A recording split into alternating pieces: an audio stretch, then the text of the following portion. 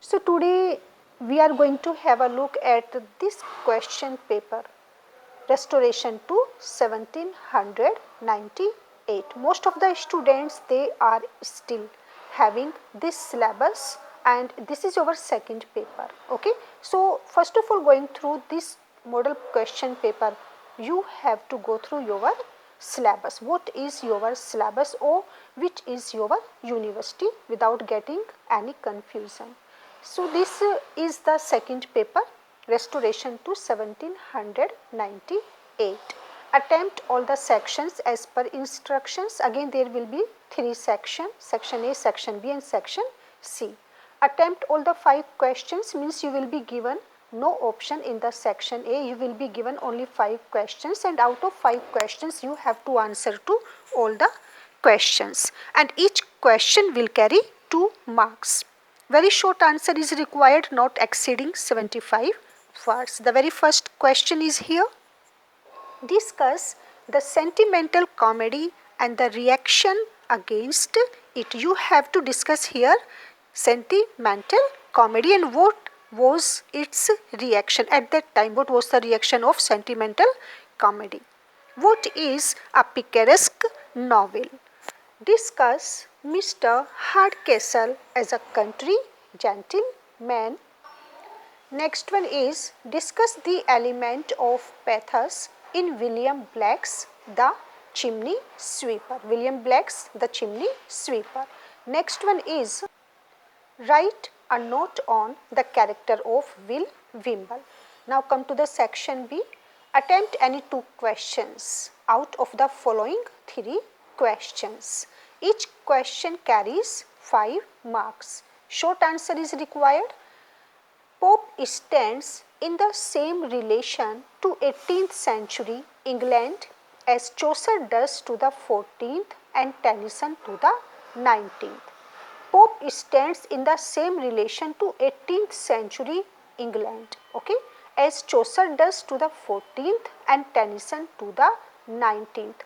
19th century Tennyson, what was his contribution and what had been the contribution of Chaucer in the 14th century. In the same way, you have to tell that what was the contribution of Alexander Pope in the 18th century.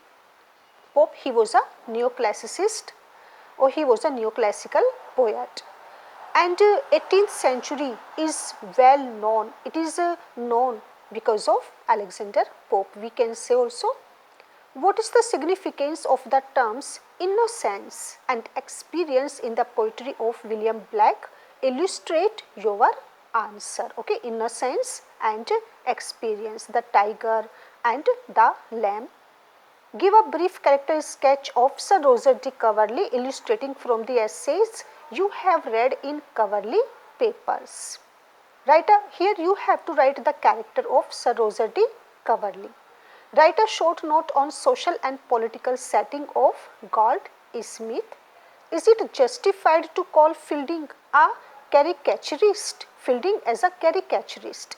Examine with particular reference to the characters in Joseph Andrews. If Joseph Andrews is in your syllabus, then you have to explain this.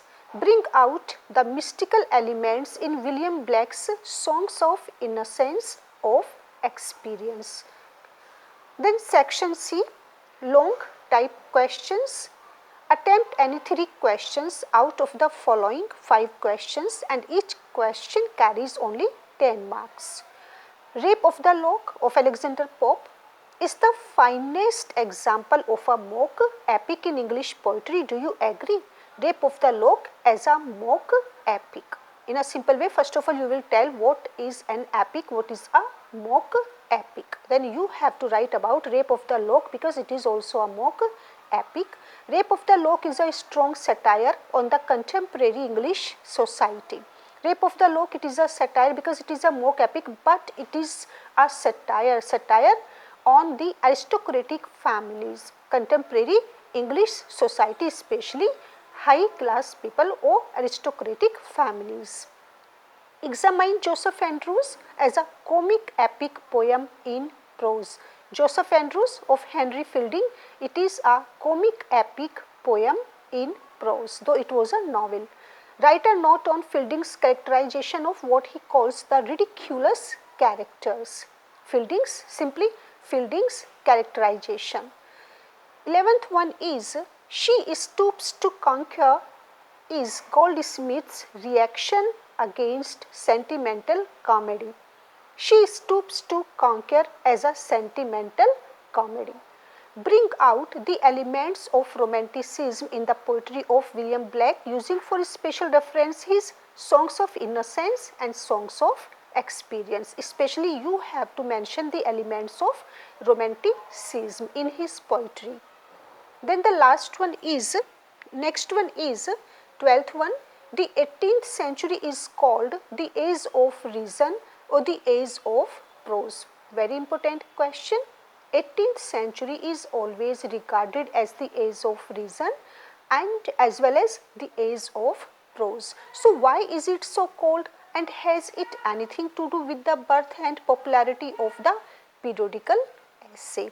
Because it was the 18th century. And then periodical essay. The next one is the character sketch of Sir Roger de Coverley a finished portrait or a caricature?